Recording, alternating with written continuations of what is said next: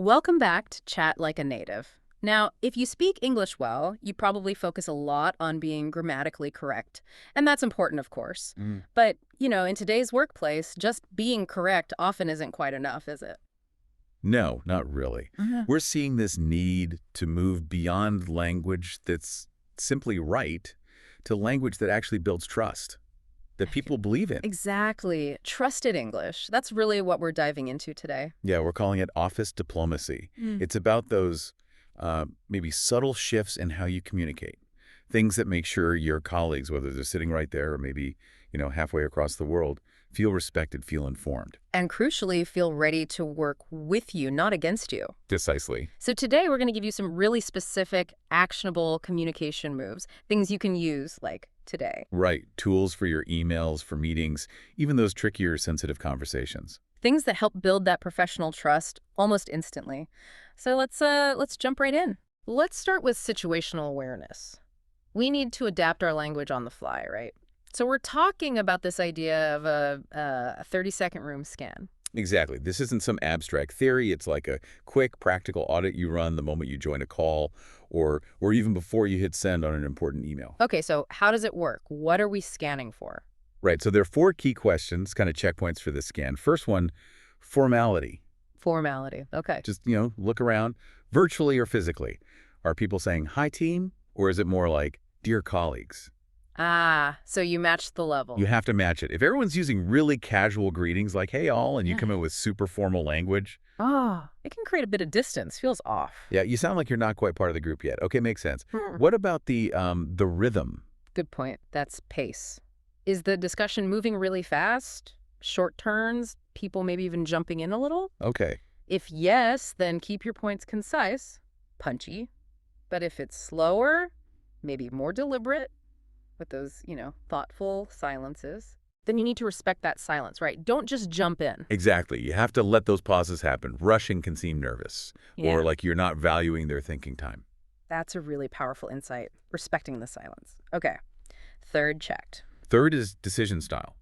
How Yeah. are decisions being made or talked about? Are people mostly offering opinions like, I think we should do X? Yeah. Or are they referencing their specific roles, as the project lead or from a legal perspective? Ah, okay. And if roles are clearly important. Then you reference them too. Instead of just asking a general question, be specific. As the data owner, could you maybe confirm that projection for us? Right. It shows you understand the structure and their specific expertise. Okay, what's the last part of the scan? Evidence. What does this group, this audience, value most upfront? Is it the data or is it the decision itself? How do you mean? Well, do you lead with the conclusion? Like, here's the plan we recommend. The supporting data is on slide 3. Or do you start with the key numbers, the evidence, and then make your recommendation? So you tailor your opening based on what they prioritize. Exactly. Scan for formality, pace, decision style, and evidence priority. Then you're ready to speak or write effectively for that specific context. Okay, so we've done our stand, we've got a feel for the room. Now we need to choose our communication lane, as you put it. English basically offers two main paths here, Yeah. direct and indirect. Let's talk about the direct lane first. When is that the right choice? Think tasks, safety rules, clear deadlines, budget discussions, anything where efficiency and absolute clarity are non-negotiable. Accountability is key. Right, so the example would be, Super clear. Please send the revised slides by 5 p.m. today. No ambiguity, explicit verb, clear deadline. Done. okay, crystal clear. But if you're always that direct, couldn't that come across as a bit, demanding? Especially maybe giving feedback for the first time or talking to someone senior. Absolutely. And that's exactly where the indirect lane comes in. This is where you use softeners, maybe offer options. It's about managing that relationship risk. So how would that 5 p.m. deadline sound in the indirect lane? It might be something like, could we perhaps aim to share the revised slides by around 5 p.m. today? See? Use could, makes it a request, not a demand, and around adds a little flexibility. Okay, I see the difference, but here's my question. When does being indirect become fizzy or, maybe even a bit manipulative? If I'm always softening things, am I just avoiding being clear? That's the balancing act, isn't it? Mm. Use the indirect approach when collaboration or sort of relationship protection is the main goal, but not when clear accountability is needed. What's really effective, though, is learning to switch gears within the same message. You can be both kind and clear. Okay, how does that actually work? Can you give an example? Sure, you start indirect to build rapport or show respect, then you finish direct to make sure the action point is clear. Like, thanks so much for setting that draft. There's really strong progress on the layout. That's your indirect start, the affirmation. Okay, acknowledging the effort. Right. Then you follow with, please upload the final version to the shared project folder by Friday at 11:00 a.m. Direct end. Clear action, clear deadline. Ah, I see. So you separate the positive feedback from the necessary instruction. Validate the person, specify the task. Exactly. It's respectful, but unambiguous. Now, let's talk more about those softeners you mentioned. The things like might, could, perhaps, sometimes called hedging. Mhm. Hedging can definitely sound polite, which is good, but like we said, too much of it just creates confusion, right? Fog. Total fog. Right. And I think, intermediate English learners sometimes lean on hedging a bit too much. They're trying so hard to be polite. That they lose the clarity. Yeah. We want to sound professional, sure, but not like we're apologizing for existing or asking for something. Precisely. That's why we advocate for the one softener rule. Basically, one polite softener in a sentence. Usually fine, sounds considerate. But 3 or more. That's fog territory. You've got to trim the excess, make the request clear. Okay, but what if I'm asking for something significant? Say, from my manager. Shouldn't I use more softeners then to kind of manage that risk of asking upwards? You manage that risk by choosing a well-structured phrase, not just by piling on more fuzzy words. So instead of that classic hesitant string like, I was just wondering if it might perhaps be possible to maybe send, that one. Oh, yeah. Painful to listen to, painful to read. Right. Just replace it with a clear, structured request like, could you please send the Q3 file by noon?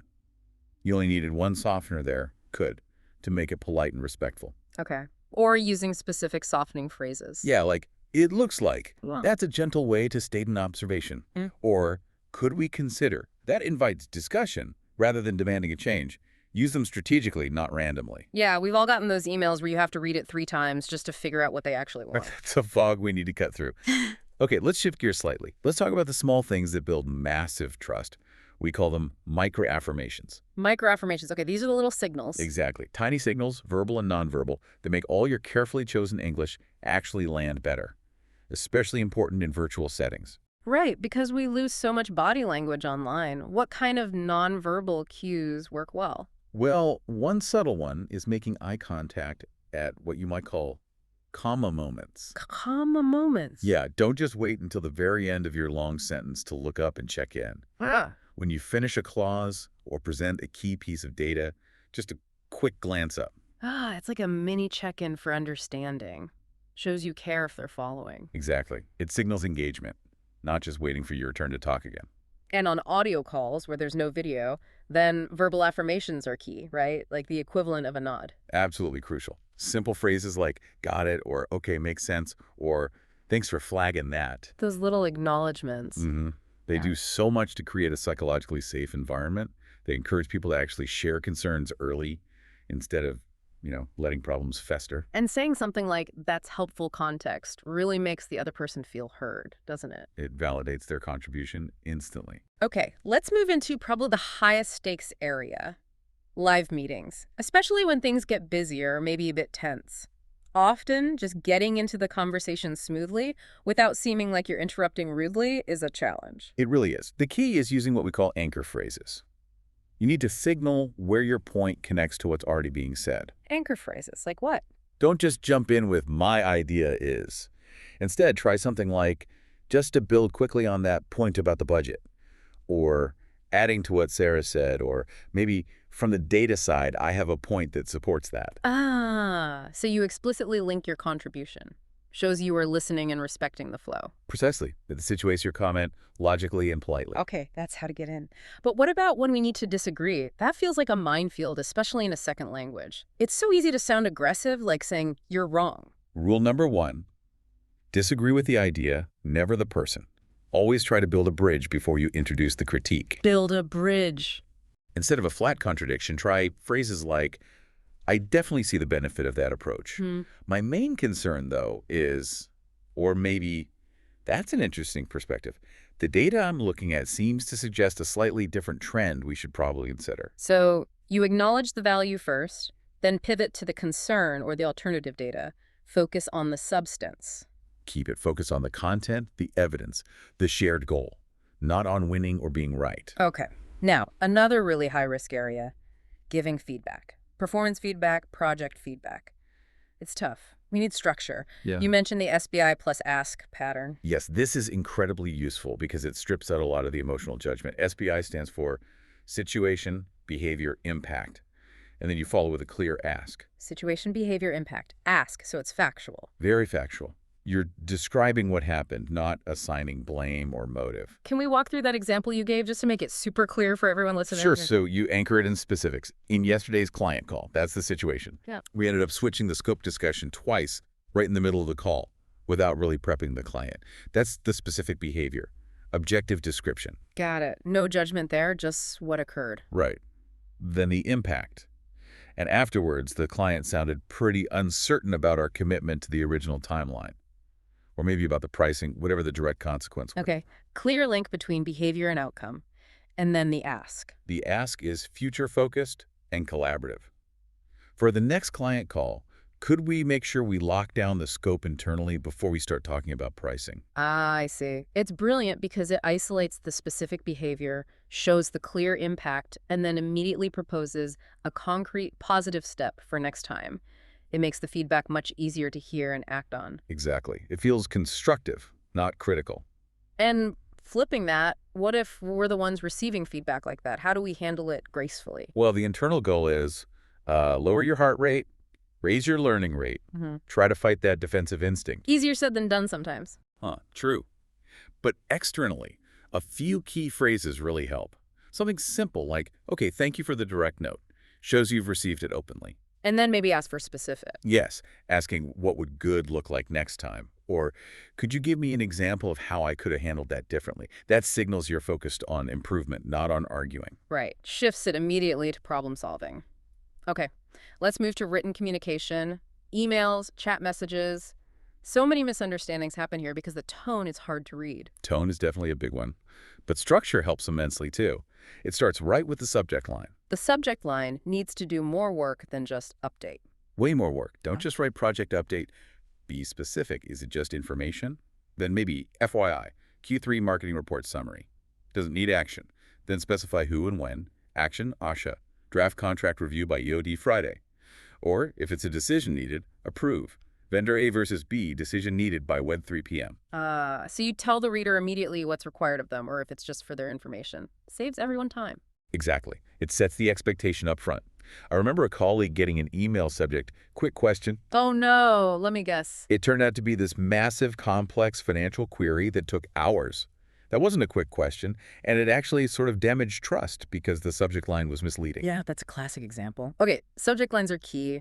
What about the tone in the body of the email? There's a simple trick. Read your message out loud, but in a totally neutral, flat voice, like a robot. Okay, why? If it sounds cold, harsh, or abrupt, read that way, maybe like those two-word emails that just say, fix this, Yeah. then you probably need to add a touch of warmth. Just a little something. Yeah, just one human line. Something simple like, hope your presentation went well earlier, or hope you have a good weekend. Just something to soften the edges if needed. And if it sounds unsure, vague. That's your cue to tighten up the actual request or the information. Make it clearer, more direct. Remove the fog we talked about earlier. Okay, good practical tips. Now, what about those little habits, those mini rituals that can really boost your professional reputation over time? Ah, yes, these are small things, but they have a huge impact on how reliable and professional you seem. First one, the 24-hour acknowledgement. Okay, what's that? If you get a complex email or request you can't answer right away, don't just leave the sender hanging. Reply within 1 business day, simply saying, received, thanks, I'm working on this, and we'll get you an update by tomorrow at 3 p.m., or whatever time frame is realistic. That immediately reduces their stress, doesn't it? They know you've got it, and they know when to expect more. Stops them chasing you. Instantly. It shows you're organized and considerate. Another great one is the one-line recap after a call or meeting. Oh, I'm a huge fan of this. Just a quick email summarizing the key decisions and action points. Exactly. Send it right after the call. Something like, quick recap, I'll send V2 of the slides by WED. Zara will QA the data. Go live is set for FRU, pending the final security sign-off. It nails down clarity. Everyone walks away knowing exactly what was agreed and who's doing what. Builds immense trust because you're the person making sure everyone's aligned. Absolutely. And one final tip, especially for teams with diverse language backgrounds. Try to prefer concrete verbs over abstract nouns. Meaning. Ditch some of the corporate jargon that can be fuzzy.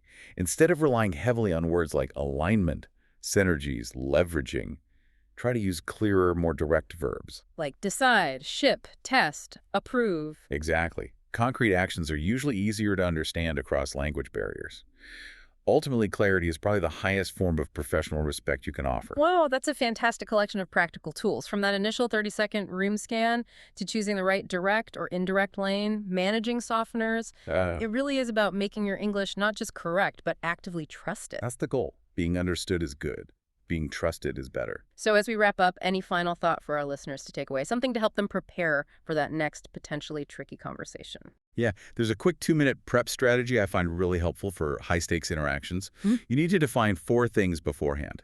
Your goal for the conversation, what absolutely needs to happen, what you're willing to give or compromise on, your guardrails, the absolute lines you cannot cross, and then the final crucial element, Oh, wait. Goal, give, guardrails. What's the 4th G? grace. You need to define your grace. Grace. What do you mean by that? It means deciding before the conversation starts on one kind or respectful sentence you commit to saying, no matter how frustrated or challenged you might feel in the moment. Ah, so it's like a pre-planned anchor to keep you grounded and human, even if things get heated. Exactly. It ensures that even when you need to be firm, your underlying tone remains collaborative and respectful. Because often, how you say something matters even more than what you say. That's powerful. So you can walk in prepared, maybe open with something confident but fair, like, okay, my main goal here is to find a plan that works for both of us, one we can both genuinely commit to. Having that grace point planned helps you maintain composure and professionalism throughout. Fantastic advice. If you practice these specific phrases and strategies, you really can master this art of office diplomacy and become someone whose communication is truly trusted. Absolutely. Thank you so much for sharing all these insights today. My pleasure. Thanks for the great conversation. And thank you for listening to Chat Like a Native. Practice these tips, and we'll catch you next time.